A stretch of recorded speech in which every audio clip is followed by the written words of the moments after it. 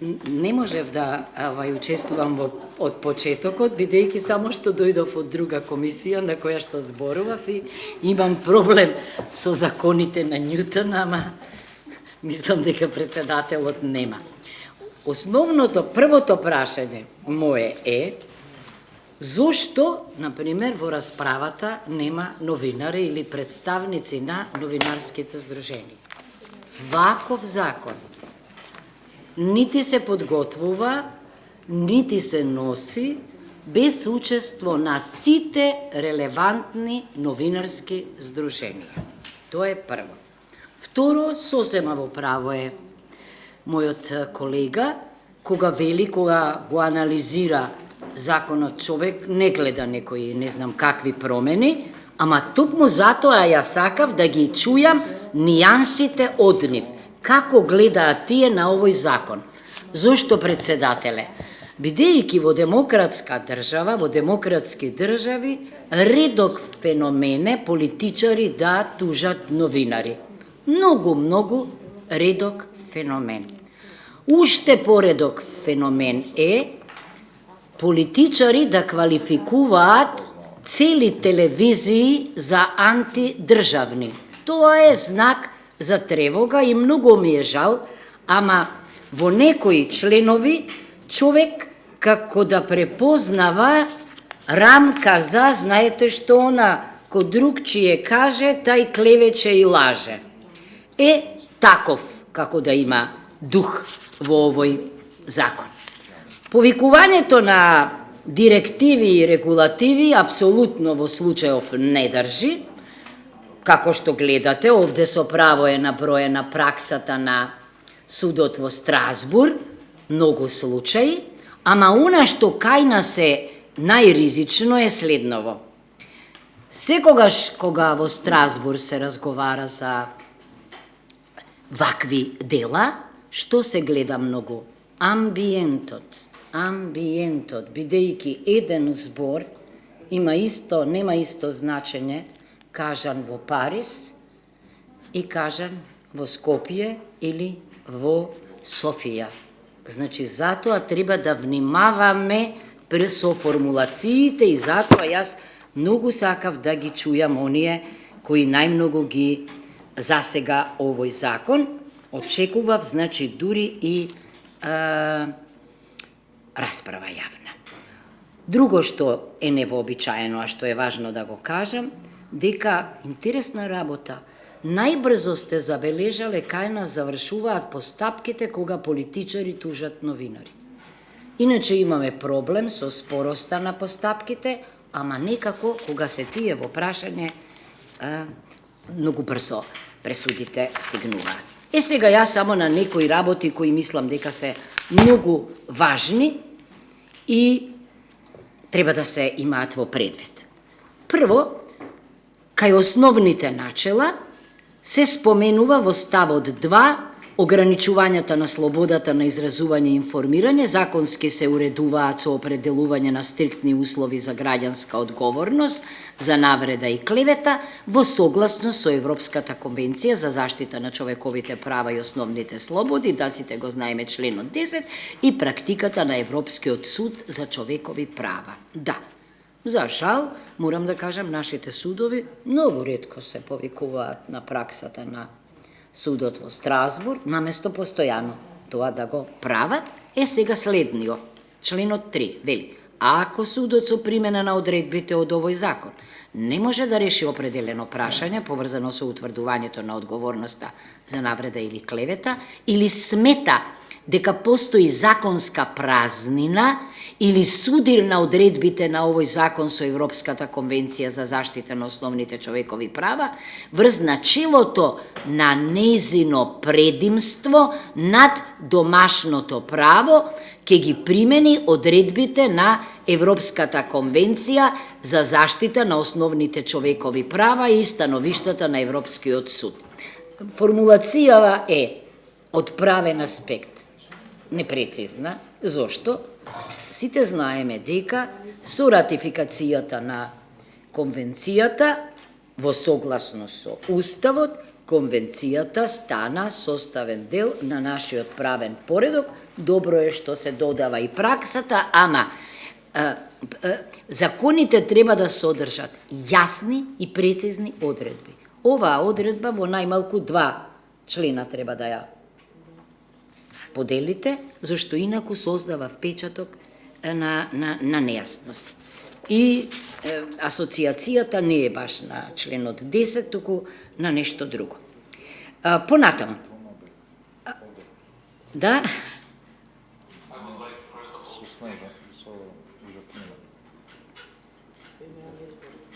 Што сакам да потенцирам, што мислам дека е веќе некако колегата и го допре, но јас би сакала уште еднаш да потенцирам. Значи, зборувам за членот 6, став 7.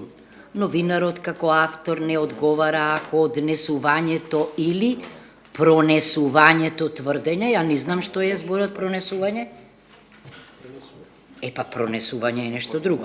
Пронесување, значи, збор нема таков во македонскиот јазик. Се замислете ако треба се преведе на албански, уште што ќе биде.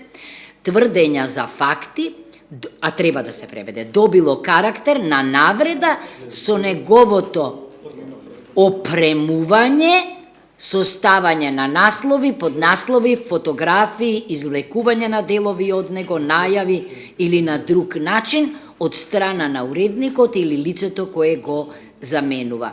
И овде, мислам, треба да се интервенира, зошто многу прецизно треба да биде, оти многу често се случува насловот, поднасловот, дури да не произлегува понекогаш од кажаното, тоа е слободна, нели, една слободна диспозиција на уредникот и најчесто е насочено кон привлекување на вниманието на читателите, нешто скандалозно, нешто небулозно, и затоа мислам дека треба прецизно да се утврди, зашто многу често пак се користи ова и тоа нема врска понекогаш со кажаното, ама нема врска ни со новинарот понекогаш, туку е уредничка работа. Понатаму има една грешка, членот 7 вели: нема одговорност за навреда ако изјавата е дадена во работата на Собранието на Република Македонија, работата на советите на општините и градот Скопје во управна или судска постапка или пред народниот правобранител, освен ако тужителот докаже дека е дадена злонамерно. Не, морам да кажам дека овде некој уставот го заборавил, имено членот 64 зборува во ставот 2 за имунитетот на пратениците и тоа за материјалниот имунитет. Значи, само во устав може да има граница за материјален имунитет, а не во закон. Има некои устави такви, Германија, Грција, се вели дека навреда или клевета дадена одговорница се смета дека е инфлагранти. Значи, такво нешто нема кај нас и во најголемиот број устави, според тоа, пратеник на говорница, што сака може да прави. Морам да кажам. Значи, тоа е нешто што му го гарантира материјалниот имунитет, не надвор, ама овде, од оваа говорница, од таа говорница, може да каже што сака и да не одговара за тоа. Зошто? Оти ги представува граѓаните и гласа како сака по собствено уверување. Второ, никако не може во ист член 7, замислете, да се стават и членовите на советите, не заборавајте, ами советничката функција не е професионална. Таа е функција за надомест. Само градоначалничката функција е професионална. Или со управна, судска и друга постапка, но кај овие постапките пат мора да имаме во предвид нешто друго. Ние немаме амандманот 5, како што го имаат американците, дека само обвинение никогаш не е не може да ве принуди некој на само обвинение, значи што сакате можете да кажете, но молам значи да се раздвојат овие ставови, зашто иначе се крши уставот и веројатно е ова технички превид за да се направи на едно место,